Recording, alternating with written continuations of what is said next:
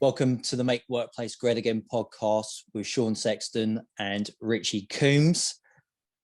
On today's podcast, we speak to Suzanne Lloyd. Suzanne is a partner at Arcadis, where she heads up the workplace transformation team. Massive thanks to Suzanne, who very kindly came on twice due to some technical issues, some connectivity issues. We speak about all things workplace and talk about the transformation that's currently undergoing the workplace, partly due to COVID. So we talk about the past, the present, and the future. Richie, what did you think? Yeah, I really enjoyed the conversation with Suzanne. Really grateful that she came on and then came back a second time after our technical difficulties. I mean, if you work in the workplace industry or in real estate at the moment, wherever you are, you'll find this conversation really insightful. There's some great knowledge, some great information on what's going on in industry at the moment. So yeah, hope everybody enjoys it. And don't forget to like and subscribe. Cheers. What kind of things have come up over the last couple of weeks? I mean, I only ask because every week is different at the moment. So. Yeah, absolutely. So I've been having lots of conversations with everyone from the kind of London Stock Exchange through to Transport for London, through to Magnox, nuclear decommissioning organisation, all having these same conversations about, the future of work, the future of the office, the look and feel, the behaviours, the culture. And so it's been really interesting just to have, even more conversations. I think one of the main things is that there's no kind of silver bullet answer to this. So when we're having these chats with clients, they're saying, what's everyone else doing? And has anybody got the magic formula about, how we should develop our property portfolio in the future and how people should be working? And actually, it's not as straightforward as that, because every organization is going to be slightly different.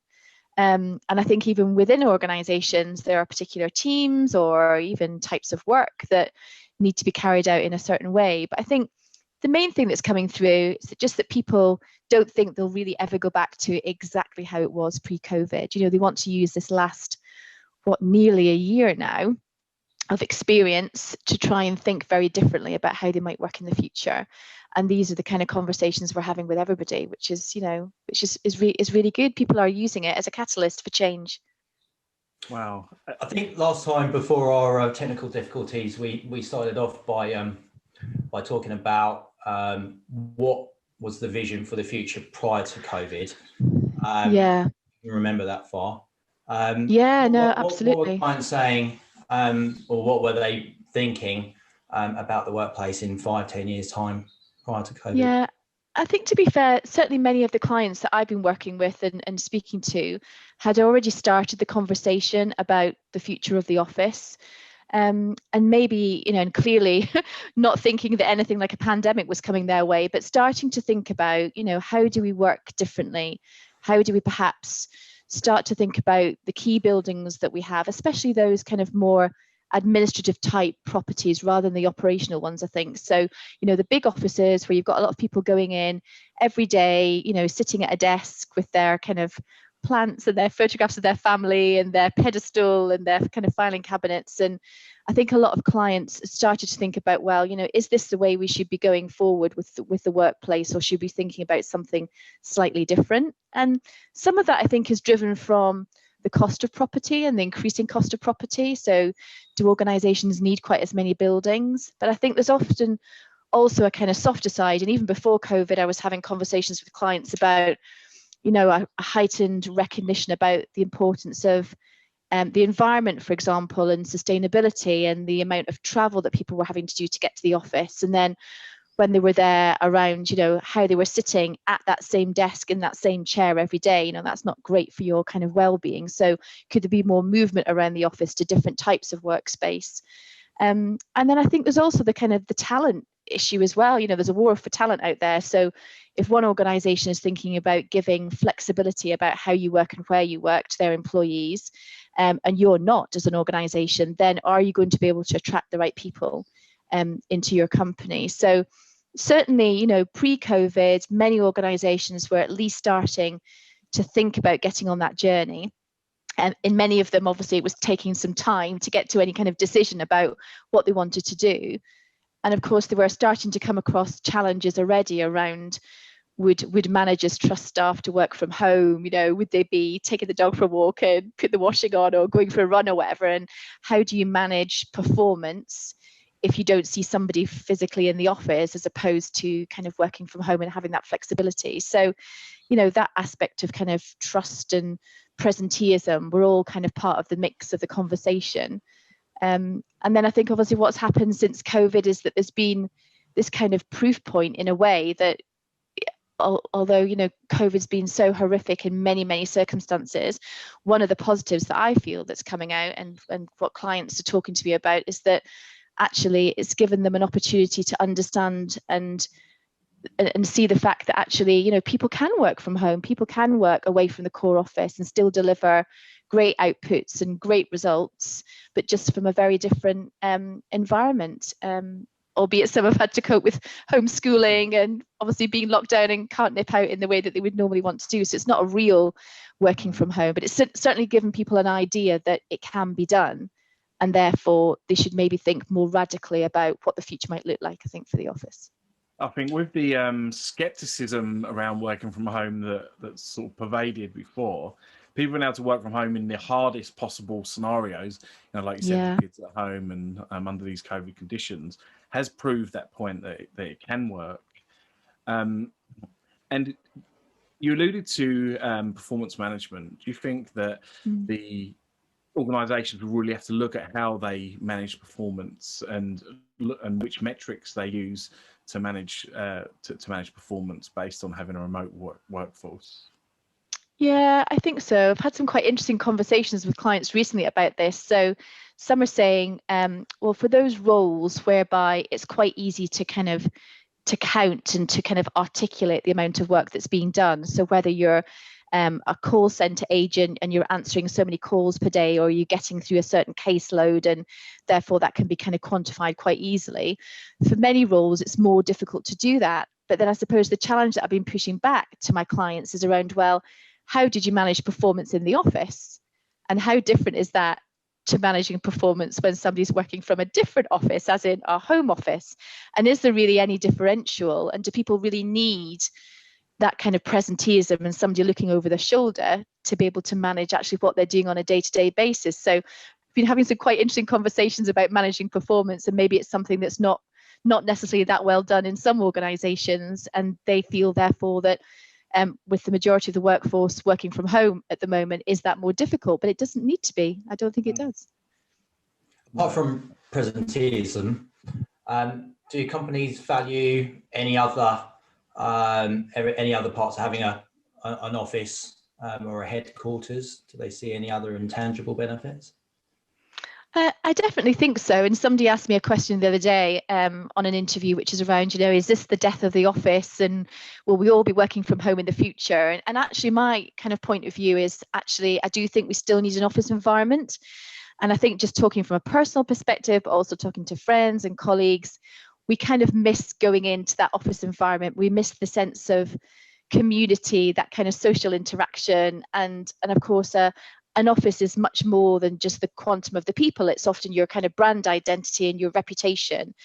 And if you're starting a new job, as my daughter has in this kind of pandemic period, you're not really getting the sense and understanding of that brand and that organization as you work from the dining room table, as opposed to being able to go into that office environment. So I think there is definitely a future for an office. It will probably look and feel quite different in the future. In fact, I was chatting to a banking client the other day, and they were saying, well, you know, in terms of our newly designed office, we don't want any desks at all.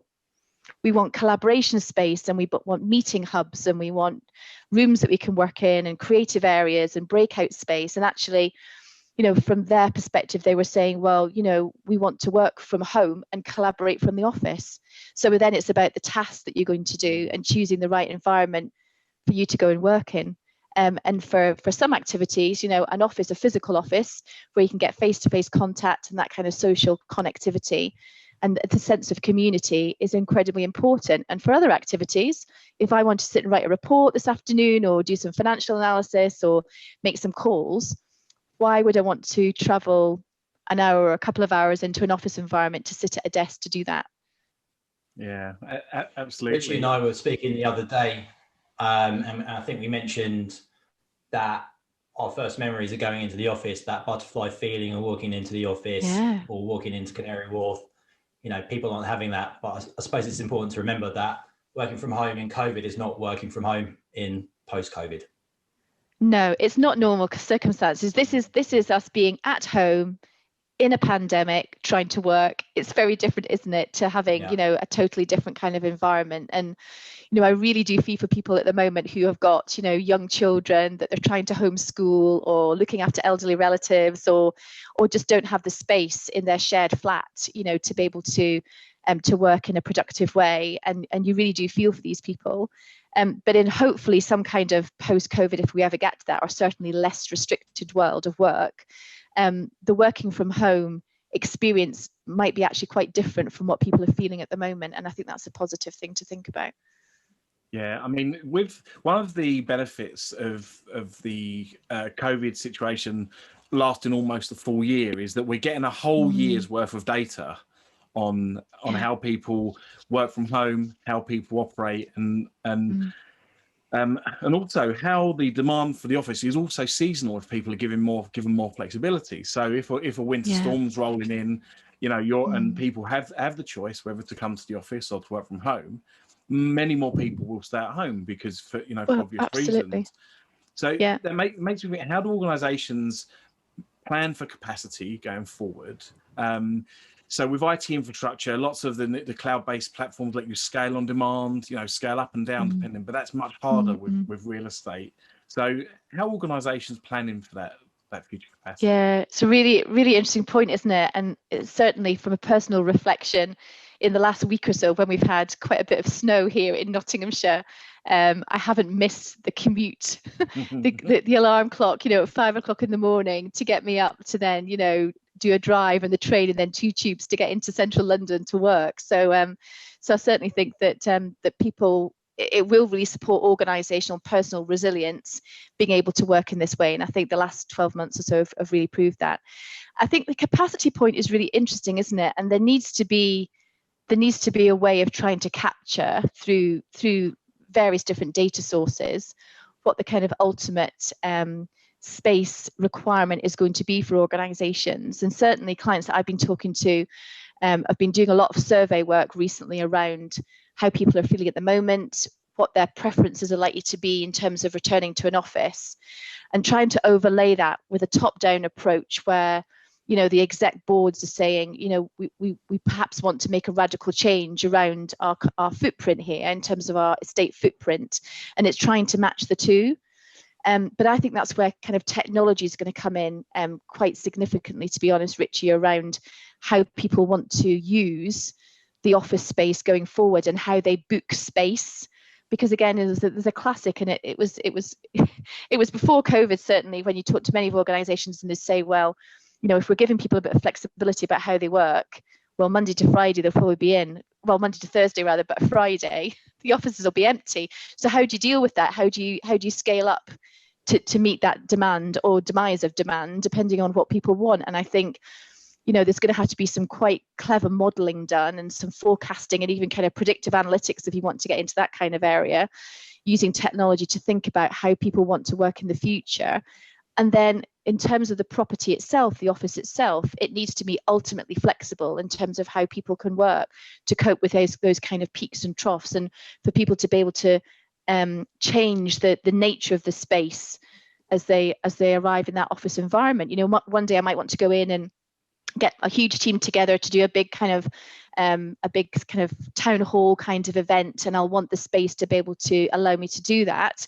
Whereas, you know, another time I might want to have smaller groups of people meeting face to face. And so therefore, I think the key word is about flexibility. So it's about doing that initial data gathering, understanding how your business wants to work, top down and bottom up, and then creating an environment where you can be ultimately flexible in terms of the space. You know, we might even be at a stage where, you know, we go in and we're the one that kind of flips the table over and pushes it to the side and pulls up a couple of kind of soft chairs to have the conversation, and then the next person who comes in wants that table put down again, and there's 6 of you sitting around it having a meeting. So I think flexibility is going to be really key, and to give us the resilience that we need going forward. And clearly we would hope that we would never be in another kind of pandemic situation again, but we don't know. And so therefore, whatever we're starting to design in now into buildings of the future needs to be ultimately flexible.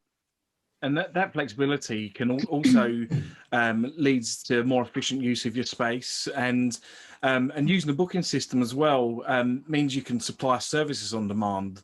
Like, for example, only clean areas that have been used, you know, if possible. Absolutely. Only clean desks that are used, and that really does drive the getting every penny out of your real estate, being able to use it like that.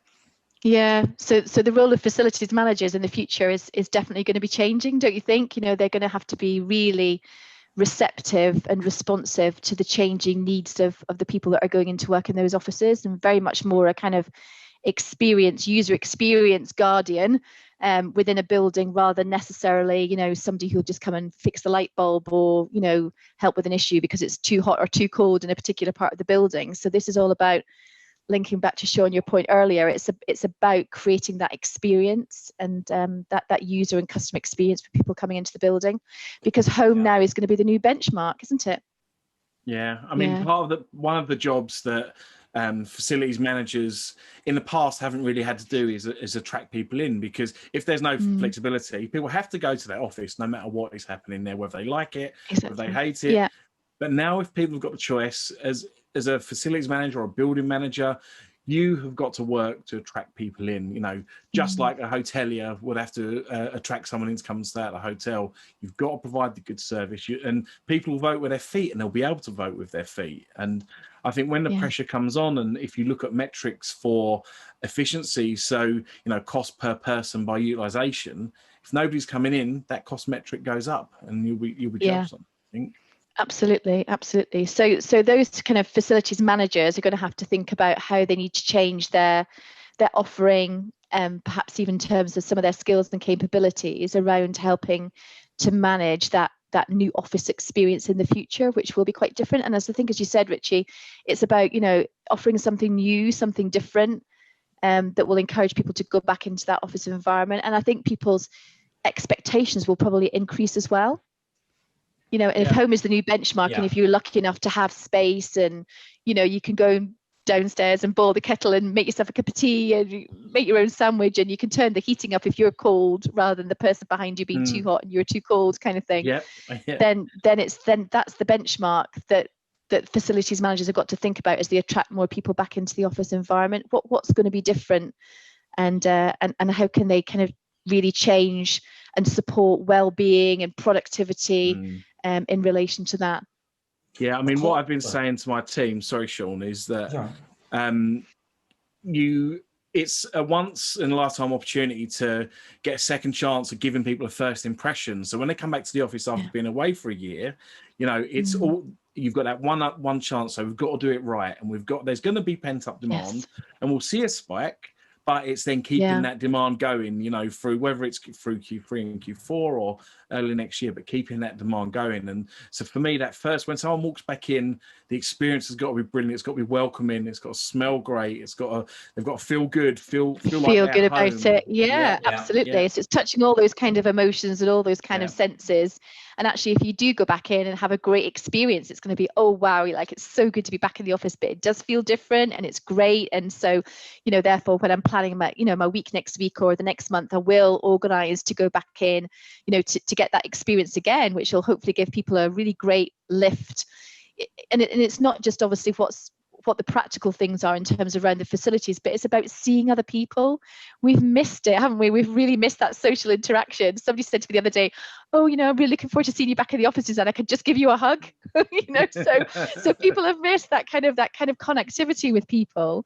But at the same time, the physical, environment and the facilities need to be kind of spot on as well. Otherwise, people will say, well, actually, you know what? I do recognise now that I've had to get up really early in the morning. I've had to travel on public transport or whatever to get into this office environment. Is it worth it? And they'll be doing the kind of equation, I would imagine, in their head around what has been the effort and the time and the cost.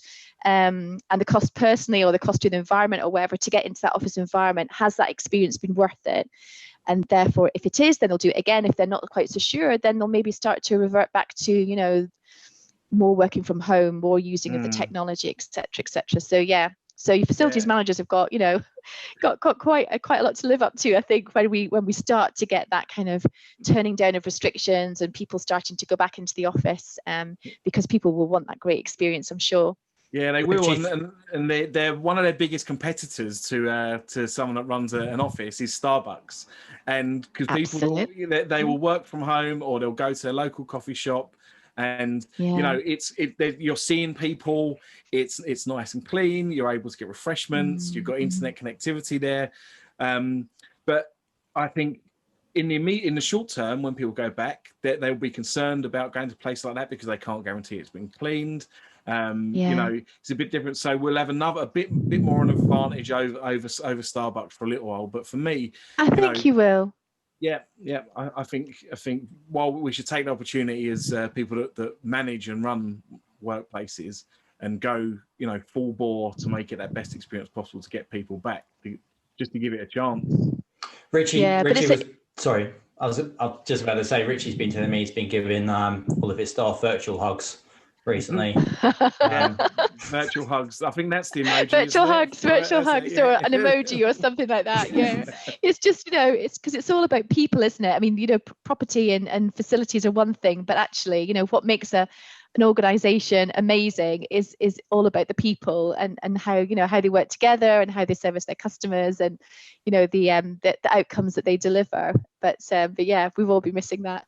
Yeah, I mean, one of our most valuable team members, one of my most valuable team members, works in one of the coffee bars, and they're a barrister, not a barrister. They might be a barrister.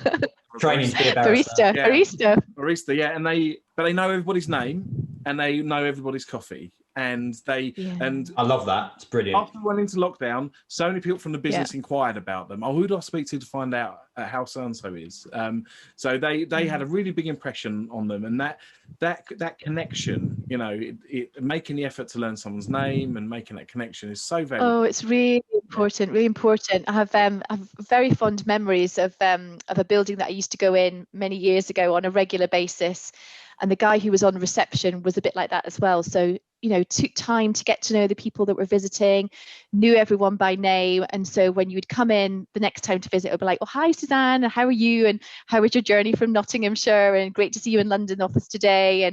And that's just the most amazing welcome, isn't it? And that puts you in a good mood and it kind of lifts your spirits. And you just think, oh, this is fantastic. Just the kind of welcome that I need from this experience. And I think that kind of thing, Richie, you're absolutely right, is going to be really important as people go back. Not that we expect everyone to know everyone's names, especially in huge organizations, but there's something about that welcome that's really important, isn't it? It's that first point of contact makes a big difference. Yeah, definitely. One of the things I wanted to ask you, I didn't get to ask you last time, and I don't know whether or not it's something that comes up a lot within your role. Do clients talk to you about sustainability? And if they do, how are clients going to measure how sustainable they are in the future if everyone's working from home? Yeah, I think the sustainability question is really important, and it's being discussed quite openly at the moment. It's on every agenda of most meetings that I go into, to be honest. So it's really important, and there's huge questions in relation to that. So some people are saying this whole concept of everyone working from home and therefore not having to travel, and therefore you're not using your heating or whatever the buildings that are left, etc., is all great. But then we're all at home in the winter time at the moment and turning up the radiators. And I'm the one that's always told off by my husband, like, for goodness sake, Suzanne, put a jumper on, you don't have to turn the heating up, another couple of notches. But it's true, and I suppose it's the net impact of that, Yeah. having a lot of people all working from their own homes, in terms of our overall kind of carbon footprint and our level of kind of sustainability. But I think in terms of organisations, especially when they're going forward now, thinking about, well, what are we going to do next? Are we going to rationalise our property portfolio? Are we going to close some of our buildings? Are we going to refit any of them? And if so, is there a kind of an element here around retrofit, around the whole kind of carbon issue? You know, what do we do to be more sustainable as we start to think about that property portfolio going forward? And that relates to, you know, sort of heating and lighting and boiler replacements and all kinds of very kind of practical things, as well as obviously thinking about how people work within those buildings and making sure that that sustainability is sort of top of their mind as well. So it's most definitely on the agenda from all different angles, I think. I wonder how much kind of liability companies will have over their employees, you know, kind of use of power within their own homes and heating and stuff like that, and are they in energy efficient homes, and will there be kind of like an added benefit in terms of their compensation? You know, here's so much money to invest in your own homes. Maybe that's something for the future. Yeah, it could be something for the future. I think certainly the businesses that I've been working with prior to COVID, when we were starting to talk about this kind of smarter way of working and working more flexibly, and the question obviously came up around, well, you know, from an employee perspective, if you want me to work from home 2 days a week, then are you going to give me some kind of compensation towards my heating bills and lighting bills and kind of running costs of the home? And certainly at that point, the general consensus was that no, actually, there wouldn't be a payment towards that, because then the expectation, if you kind of net up the whole equation, is that then the individual wouldn't be having to, you know, spend time and cost in terms of travel, et cetera, et cetera. So there generally was a feeling that that wouldn't be supported. What was being supported and has been supported through COVID with a lot of companies is around making sure people have got the right physical setup at home. So to have the right, you know, kind of desk, chair, whether it's a laptop riser or a separate keyboard or whatever, to make sure that from a kind of health and safety perspective, they're set up in the most appropriate way that they can. And, you know, lots of companies, including my own in terms of Arcadis, have been able to give, you know, sort of financial compensation towards being able to support, you know, a setup at home. But then depending on who you are, not everyone has space for a full-size desk or, you know, an office chair, because you might be actually working from your kitchen and you can't fit a proper desk in there. It's literally going to have to be the worktop, or, you know, the breakfast bar, or the kitchen table, or the lounge table. But I think as time goes on, and depending, I suppose, on how things are rolled out over the coming months and years, there may be that question, Sean, about, you know, giving people some kind of compensatory payment around that kind of thing. And I just suppose it depends on the number of days that there is an expectation that people will work from home as opposed to going into an office environment. But I certainly think it's something that people will start to think about again.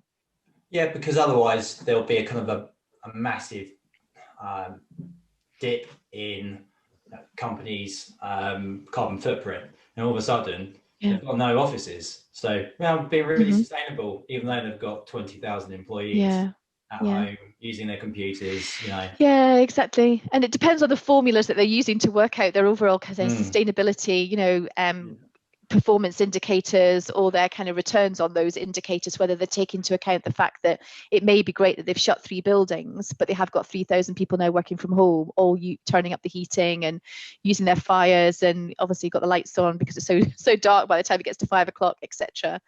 So I suppose those that are looking at it more in the round would need to take that into consideration as well. But then it's kind of exactly how you measure that. Very can be quite tricky. Yeah, Absolutely. I think there's a fundamental desire by people to leave home, to go to work, the majority of people. But a lot of them will want the opportunity to leave home and stay local. Do you think businesses will shift, or are already shifting, to provide local kind of hubs for their staff?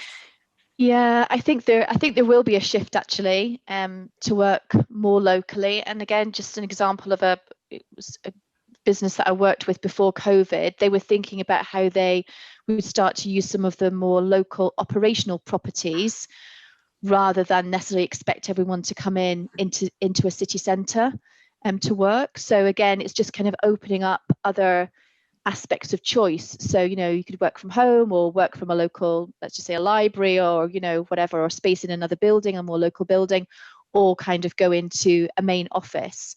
And I think there's a kind of propensity that some organizations will also start to think about kind of sharing properties, sort of co-location with other organizations, this whole concept of having a hub, which is being pushed out by government at the moment around, bringing lots of departments together in a city or in a location where people from different parts of government can go and work, rather than necessarily one building for one department, one building for another department, etc. And I think that's something that a lot of organisations are looking at. Can you work local? Because then you get the best of both worlds in a way, then, don't you, Richie? Because then you've got less commuting time, but you're still going into work in that kind of that corporate hub where you do get that kind of connectivity and collaboration, and you can meet people face to face, but without some of the other downsides around kind of travel and the kind of whole kind of environmental question as well. So I definitely think it will be part of the mix in the future. And some examples of big organizations based in central London in big towers thinking, well, I had 7,500 people working in here up until COVID, and now they're all working from home. Why would I want to get them all back into a tower in central London, in Canary Wharf or whatever? Can't I get them to work more locally in a kind of in a branch or in an operational location that's much closer to home? So I think that will definitely be part of the mix going forward. Yeah, it can also de-risk if they work in a regulated environment, being able to go onto some company-owned premises where the hardware and network connectivity is available, it's carrying out some of their tasks. They can take away some of the risk of people doing it from home, where if the technology fails and they use mobile phones rather than lines that recorded, etc., stuff like that. So yeah, it's okay. So it's a kind of resilience issue as well, isn't it, in terms of, and depending of course on the nature of the work that you're doing, you may have to go into a kind of a more of a secure type environment, especially from a technological perspective, to do that. So back to your point earlier about it's not always the local coffee shop that's going to be ideal. It depends on the nature of the conversation, and if you need to do something that requires kind of access to some systems or data, or to have a certain type of conversation, you're not going to want to do that in a local coffee shop. You might want to do that in a local premise that belongs to part of your organization, but rather than having to travel perhaps much further to get into a city centre. So lots of options here depending on and I think that's one of the real positives about this, because if organizations really embrace this concept of flexible working and working in a smarter way, then it's about choice, and it's about choice of where you work, in relation to the kind of tasks that you've got to do at any particular time, day, week, month, etc. You can think about where is the best place for you to work. Work has got to be seen as something that you do, not necessarily a single place that you go to. Funny enough, on that note, I was speaking to a friend yesterday, and he mentioned that his son had just started a role, and their first memories of work has all been online, and they've had none of those kind of none of those memories of walking in, slightly afraid but excited at the same time. And so it's so important to it kind of shapes you, and certainly kind of aspiring to be your manager, the way they interact with people, the way they kind of walk in the office, all that kind of stuff. Yeah. I know, and I've got the same kind of personal experience with my own daughter, who's started a job during lockdown, and apart from a couple of trips to go into the office, where there have been hardly any people there, maybe just one or two to kind of meet her, to hand over her laptop and talk her through a few things. She's done everything from home, and literally, from the front room with a bit of a makeshift desk that we pulled together for her. But that time will come back, I think, because I real hope, and I kind of touch wood here, that with the vaccine and the developments that we're seeing over the last couple of months, we will return to some kind of new office normal where your friend's child and my daughter will get that experience of going in and having those kind of conversations and meeting up with their colleagues, and maybe being able to clearly get more involved in the kind of social side of work as well, and have those kind of conversations rather than doing everything on Zoom or Teams or whatever platform that people are using. So I think it will come. It's just been delayed, as I keep saying to her. She says, "Oh, I'm desperate to meet people and see people face to face and understand a bit more about the organization." But I think it will come, and I think we'll just need to be patient. But the benefit that we've had during this time is that, firms have invested in the technology. We have all got used to, video conferencing and using Zoom and Teams and others. And at least that gives us a sense of connectivity. It might not be in the ideal, but I think that will be supplemented by when we do get back to some kind of office way of working, even if it's just a few days a week. I think that'll be a good mix. Can you imagine if this happened 10 years ago? It would be crazy, wouldn't it? It would be crazy, and you'd really worry for so many businesses and so many critical services just not being able to function. I was talking to a local authority the other day, and they were saying that they were on the brink before COVID of investing huge amounts of money and rolling out more laptops and sort of access to Teams, etc. And literally COVID hit, the majority of their staff had to go and work from home. And as a management team, they had to make very, very quick decisions indeed to purchase that technology, to get it rolled out, to support people with the training and the adoption of that. And when we reflected on it in a conversation, we said, well, if COVID hadn't come along, it might have taken them 3, 5, even maybe more years than that to decide to invest in that technology away from their kind of more standard and traditional desktops and the technology that they were using before. So again, another positive out of this is that decisions, by the very nature of what has been happening in terms of the circumstances, have had to be made very quickly. And then, of course, management teams, around the board table are now saying, well, we shouldn't ever be going back to making such slow decisions on some things. Maybe we should be thinking about, taking decisions more rapidly. And yes, there's a leap of faith in some aspects of this, but in others, you don't have to procrastinate around some of these things. You just need to get them done, and you need to take that leap of faith to understand that these things can work and can give you huge amounts of benefit. I've been so encouraged by how companies have adapted during this period of time. And amazingly, some of those companies were organizations that used to struggle to get a laptop to an employee on their first day. It'd come 3 weeks later. Now they're getting laptops to their employees, mobile phones, 3 weeks before they start. It's really impressive. It's really impressive. There's lots of lessons to be learned in that, and if we hadn't had that kind of speed of reaction, we wouldn't have been able to be delivering, really critical services to many, many people. And I think, more businesses would have been massively impacted in terms of survival more than anything else if those kind of decisions hadn't been made really rapidly. But I think as it shows us as a nation, we can be agile, and we can turn our hand to anything if we really need to. And if we're put in a difficult position, then we will make decisions more quickly, and to be able to preserve what we're trying to deliver, no matter what kind of business that we're in. So implementation is great, but how about innovation at the moment? I think that's the question that we're trying to figure out. In terms of innovation, I think it's still happening in lots of businesses. I think it's just because we've changed the location of where we're working doesn't mean that we're still not thinking about how can we do things differently in the future? How can we innovate? How can we start to use technology in a very, very different way? And I think in some ways that's also helped to accelerate that journey, because now we know we can do the basics. So, back to the previous story about just rolling out laptops. Well, now that we've got the laptops, we shouldn't just be using them in the way that we used our desktops.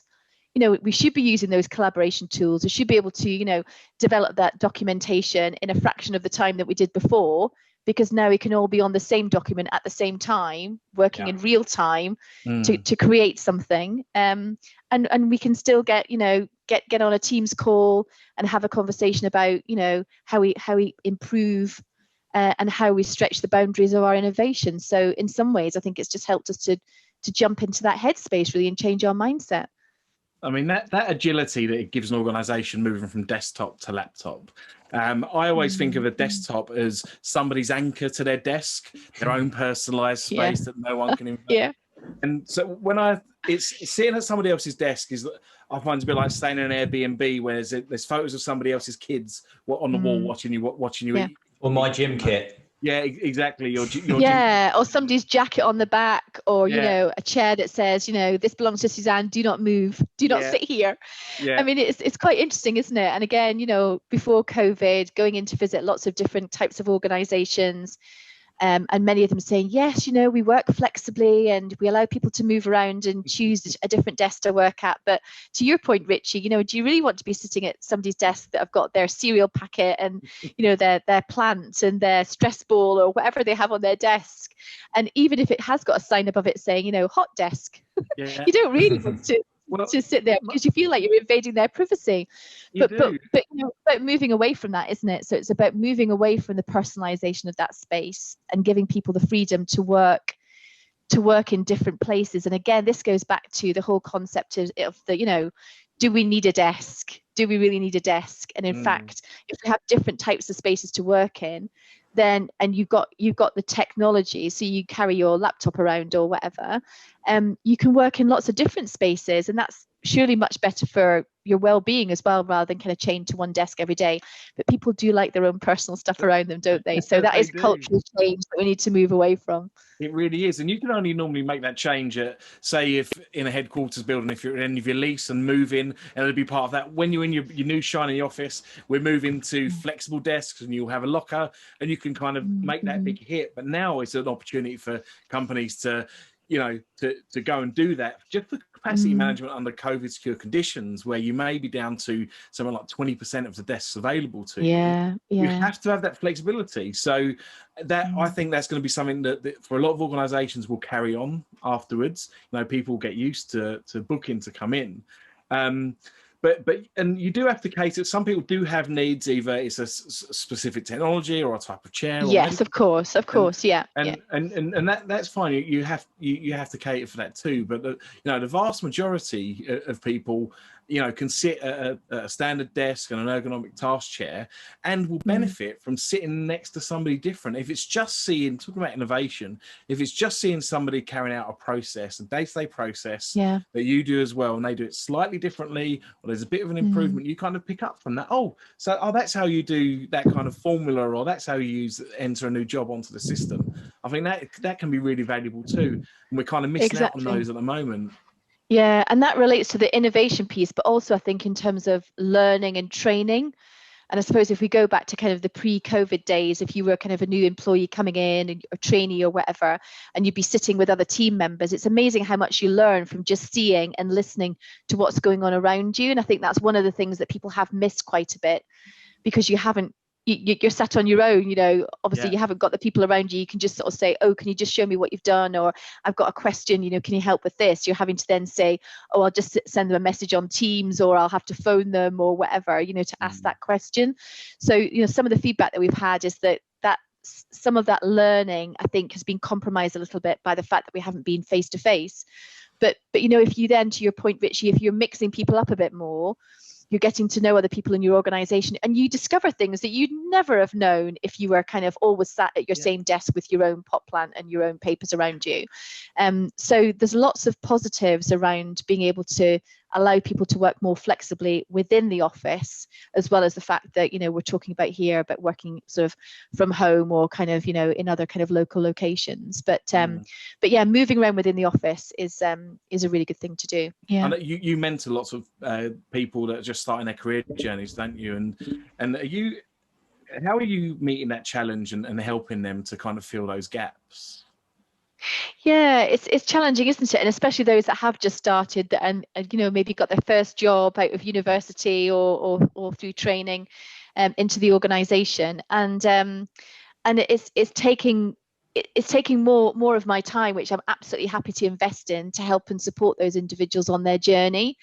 Because of course they're starting out, and you want them to have an amazing experience and think they've got a great career ahead, you know, with the organization. So, you know, as a senior director in the business, I absolutely feel that it's my duty, and personally it's something that I really like to do, is to work with those individuals and encourage them to kind of reach out and help help to connect them. And there's also quite a bit of reverse mentoring that I do as well in the organization. So with the more junior members of staff, and obviously myself as a partner, you know, what can they bring in to help kind of teach me to do things in a different way, or look at things from a different perspective, and then kind of vice versa, what can I do to help them, to connect them, to point them in the right direction, to give them a specific kind of point of view, or to help them with a tool or a methodology or an approach or an understanding of a situation. So I think it works both ways. I think that's a really, really positive thing to have in an organization. Yeah, what kind of stuff are the younger member of staffs teaching the older member of staffs at staff? Oh, anything techie, anything to do with technology and social media and all that kind of stuff. Yeah, because they've just been brought up in that, you know, generation where it's just second nature and they don't even think about it. Yeah, you know, I suppose coming to work for those guys is not the first time that they've started relationships with other people that are purely online, because they will have lots of relationships and lots of connections online, whether it's gaming or social media, that they never meet, and hopefully they'll get to meet you in person at some point. But yeah, absolutely. But they've got no issues at all about, you know, using any of the technology. You know, so you know, where the kind of issues haven't been the fact that, you know, here's your laptop set up and, you know, work your way through kind of online learning and connect with people, and they're like, yeah, absolutely fine, because they just feel that it's kind of second nature, it's part of their DNA, whereas maybe it's not in terms of other members of the team. And so there's always things to learn from every generation in a business. It'd be interesting when you meet a lot of people that you've only met online, and you'll be thinking, cool, you're a lot taller than what I exactly, because everyone's been sat down. It's hilarious, isn't it? They won't think that when they meet me. It's like, Craig, I didn't realize you were 6 foot tall or whatever, you know. How are you in your team and organisation sort of tackling that and trying to do the best you can? Yeah, absolutely. It's a very similar kind of thing. I mean, if you think back to the first lockdown, I mean, the weather was fabulous, wasn't it? I mean, we had this incredible kind of early summer, and people were able to get out and take their exercise and get some fresh air and enjoy, you know, the nature and the environment that was around them. And I think then, you know, people have kind of gone up and down, I think, in terms of their well-being and their kind of their moods. And in fairness, you know, at the point we're at now, where we've got dark mornings and dark evenings, and we've had really pretty rubbishy weather, haven't we, in terms of rain and snow and all the rest of it, it does impact people's mood quite considerably, especially if they feel that they're working, you know, really long days, staring at the screen, you know, doing lots of kind of intensive work and intensive meetings. So we've absolutely been doing, you know, a lot of work proactively to support people. And whether that's, you know, organising kind of coffee chats, you know, lunchtime, let's all get together and eat our sandwich together, and just, we're not going to talk about anything to do with work. We're going to be talking about everything else, you know, how people are and what they've been up to, and sort of sharing recipes or films that they're watching on Netflix or whatever it happens to be, and just trying to do some of that replication of the social aspect you'd have in the office, or the water cooler kind of conversation, but do that obviously, you know, through the technology, and do that from my home to their home kind of thing. And, you know, I've been getting together groups of people. We in our team, we've been mixing up all of the different cohorts, and so every couple of weeks or so we get a new set of people come together, you know, just to have a coffee chat, and just to literally take 45 minutes out of the day to chat to each other and to check in. And it's been amazing, because a little bit like what we were talking about before, about sitting next to somebody different in the office, if you kind of mix up your staff on a call and you've got 10 of you and you've actually never met each other before, you might work in different offices in the business. It's just great to get to know each other. It's like, oh, crikey, I didn't know we had an expert in this particular area, or, oh, that's really interesting in terms of what you've been doing outside work or whatever. And it's just a really lovely way of breaking sometimes the cycle and monotony of the general day by doing something a little bit different. And people have had like quiz nights and pizza nights and all that kind of thing, you know, kind of socials at the end of the day, but to do something even in the middle of the day, just to break things up and just to check in on people. And you can tell then, because everyone's got their camera on, those that are being a bit quieter and not really engaging in the conversation. And then you kind of get those signs that, oh, maybe I'll just kind of drop that person a quick note and just say, hi, you know, is everything okay? And, is there anything I could do to help? Just pick up the phone if you want to have a chat. I'm here. And I think that kind of proactive communication and engagement is really important, and was important right from the beginning of lockdown. But as you said, Richie, it was more about the novelty, and it's like, oh, well, we'll only be, we might just be here for 4 weeks or whatever. And now, nearly a year later, we're still working this way. So I think you can never communicate enough with your staff, and you can never engage enough, and you just need to keep that going. You need to make that part of your mantra and part of your DNA as a business, to make sure that you're doing that checking in and checking on people's well-being. Really important. Maybe we were taking some of that. So many are homeschooling. That's driving people crazy, I think. Yeah, it definitely is. I think also, just to add to that, people are being maybe a bit more mindful than they were previously. I think maybe previously people were taking some of that for granted. But now they're having to be very conscious about people's kind of well-being. Maybe we'll see some improvements in how people manage people in the future. They'll take some of this stuff that they've learned, and they'll kind of transfer that into kind of post-COVID, actually face-to-face management. You'll get the best of both worlds, so hopefully. Yeah, exactly. And I think there's a difference, isn't there, Sean, in terms of when we've been working from home, and it's a bit like, a conversation from my home into your home. And it creates a different setting for that kind of conversation, where I found that people are often a bit more kind of open with you, rather than kind of sitting suited and booted in an office in a very formal kind of environment. Well, I've seen 2 of your rooms, Suzanne. I think the first time was in one of your bedrooms, and now it's in the the living room, maybe. No, this is the redecorated spare room. Oh, It's the same room. It's the same room as I was in before, but we've had it decorated, and I've bought this new unit, and I've got in some plants and some bits and pieces, just to make it feel a bit more kind of like my mini office. So is that what people do to make people think they've got a huge house? Keep redecorating in another room each time. And just put up some different wallpaper. Yeah, I did see that a company that supplies books to film sets has had 1,000% increase in inquiries. Oh, I was reading that the other day as well. Yeah. And people they're not ordering titles; they're ordering books by the colour, because they go with their colour coordinated. I mean, come on, that's crazy, isn't it? Yeah, it is. But I think there's something really lovely about having plants in the room. I don't know. I don't know what people feel, but I certainly think they're really good. They kind of they certainly lift my mood, and I've got a little bit more into house plants since the start of COVID, I have to say, because prior to that, I was an absolute plant killer. I was away a lot and traveling, and not many plants survived in my house, and not the rest of the family didn't water them particularly well. But yes, I'm into my plants now, so I've got a few around the house which I'm caring for, and they're coming on nicely. Thank you very much. I bought a smart garden at the start of lockdown, so to grow herbs indoors, and it's absolutely nice. And it was actually a real conversation piece.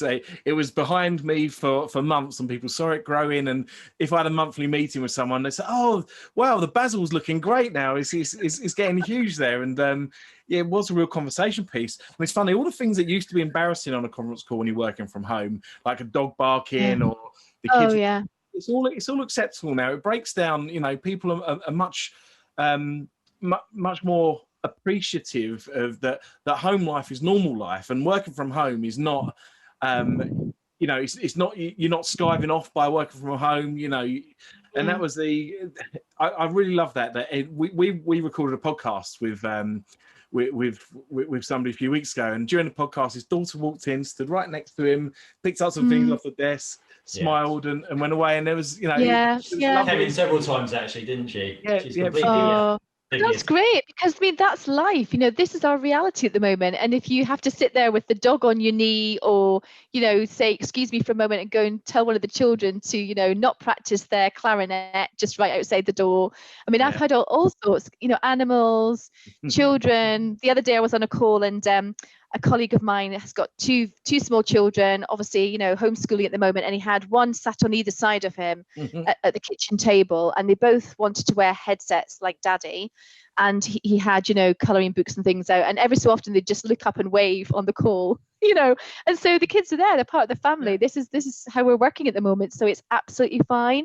And I think you're right, Richie, the kind of that level of tolerance about, you don't have to sit in a suit and sort of shirt and tie or whatever, and because you're at home and you're trying to work and you're trying to do the best you can. And I think we just need to be more tolerant, a bit kinder to people, to kind of understand people's circumstances, and that they're not always going to be available to take a call when you want to take a call. They might have to be working into the evening because in the day they've got to do homeschooling and all of that kind of thing. You know, we're seeing with our clients and in our own organisation at the moment, and we're adapting to it, and we're just being agile to work around it, and still doing really well as a business, but in incredibly difficult circumstances. Yeah. Do you think we have to, as we start to return back to the office, we have to think about expectation management around people being available all the time? So at the moment, we're back to back in meetings because you're not walking to meeting rooms. You're not traveling across the city to see someone or getting on a plane. Yeah. You know, the expectations, you're available for the whole time your calendar shows that you're at work.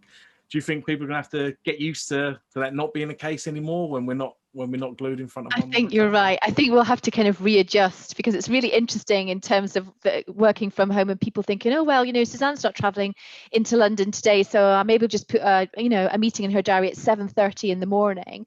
And then you get other clients which say, oh, you know, Suzanne's not traveling in the evening, so I'll just put a meeting in the diary at 7:30 in the evening. And so all of a sudden your day is just kind of lengthened considerably. But when we do get back to some kind of new normal with regard to working, I think there will be yet another kind of shift in terms of mindset and understanding about the fact that people are, you know, traveling. It doesn't mean they're available to be able to work at that time, and I think people will adapt to that and appreciate it. Yeah.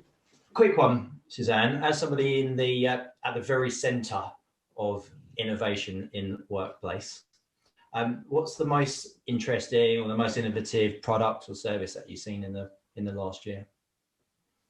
I was just talking to some people about this the other day, actually, in terms of technology, and we covered kind of innovation a little bit earlier on, and I was talking to some clients about trying to help people to kind of visualize what they might like to see in a workplace going forward. And we were talking about, you know, sending out kind of virtual reality headsets to staff where they could actually then potentially walk through a building and then start to think about, well, you know, that would be a great kind of space to work, but not there, and need that kind of furniture, and, you know, it would be maybe really good to have a kind of a cafe area over here. And so it's starting to use, you know, some really clever tools in the workspace environment to help design what the future might look like. So some quite interesting sort of funky kind of things going on there. I think the other one is just around the whole data piece and around intelligent buildings, and starting to think about, you know, how do we go on to the kind of next generation of sensors and apps and touchless technology about how you move around a building. And I think that's going to be really interesting. And for the organizations that are really forward thinking around how they redesign the office of the future, I think they'll be thinking about using quite a lot of that kind of technology, you know, for staff to interact with and to get a really fantastic experience. We, funnily enough, looked at a product last week, didn't we, Richie, which we found really, really innovative. And I think Richie will probably do a better job at describing what it is, because he's actually used it. But that was kind of 3D visualization of an office space, a bit like Google Maps, but in your building, basically. Yeah. And creating really a digital twin of the building, and then digital also twins, just having it as a repository to store, to walk through, view O&M manuals, drawings, that kind of thing. And something else I've seen they're doing is is you're able to also virtualize some electrical, mechanical equipment and click through to control panels and adjust control panels in the cloud, online, in the virtual 3D environment that you walk around. Yeah, exactly. So it's amazing, isn't it? So there's so much technology around the potential kind of design of the building, and from a kind of property management, facilities management side of things, but I think also on the user experience side, when you're looking at what to design and giving people that understanding of what it could be like to work in a very, very different way. I think, you know, similarly, that technology is available now, so we should be using that in the design and the refit of our buildings going forward to really engage people in what that might look like. And lastly, just to finish up, what are your positive predictions for 2021? So I tend to be a very glass half full kind of individual. So I'm really hoping that we kind of meet all the targets in terms of kind of vaccines and the number of cases going down and the pressure coming off of the NHS, etc., etc. So I'm kind of predicting that as we get into the early summer, we'll start to see a flow back into the kind of office environment, but giving people what they want around that balance of being able to work flexibly from home or more locally, but also to be going back to some of our, as you said before, kind of our iconic office buildings, and having an opportunity to meet people face to face and really connecting those communities again. So I'm kind of suggesting early summer as an optimist. Will we ever shake hands again? Yes, we will. I'm sure we will at some point. We might have to sanitize our hands first and afterwards, but yeah. we Can't wait for that. Same. Suzanne, it's been an absolute pleasure. Thank you so much for coming on to the podcast with us twice. I think I'm going to owe you a lunch when I move up to Nottingham. Absolutely, I'll take you up on that. It's been a pleasure as always chatting to you guys. Yeah, Thank you very much for inviting me. Thank you so much. Thanks, Suzanne. Thank you. Thanks. Thanks.